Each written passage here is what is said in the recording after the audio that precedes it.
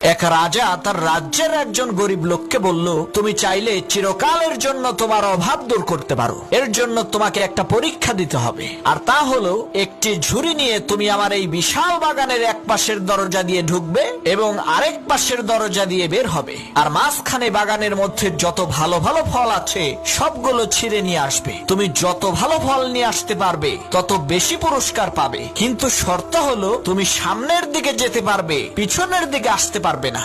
রাজার কথা মতো সেই লোকটি বাগানের মধ্যে ঢুকলো, ঢুকে দেখলো নানান জাতের বিভিন্ন ধরনের ফল। সেই লোকটি চিন্তা করলো আরো সামনে গেলে বোধহয় আরো ভালো ফল পাওয়া যাবে। এই মনে করে সে সামনের দিকে চলতে থাকলো, কিন্তু কিছুক্ষণ চলার পর সে দেখতে পেল, আরে এখন তো আর কোনো ফল দেখা যায় না, শুধু গাছ দেখা যায়। ফল ছেঁড়ার জন্য পেছনে যাওয়ার তো আর কোনো উপায় নাই। ঠিক এই লোকটির মতো আমরাও বলি আগামীকাল ভালো হয়ে যাব, কিন্তু আগামীকাল করতে করতে আমাদের মৃত্যু এসে যায়, তবু ভালো আর আমরা হই না।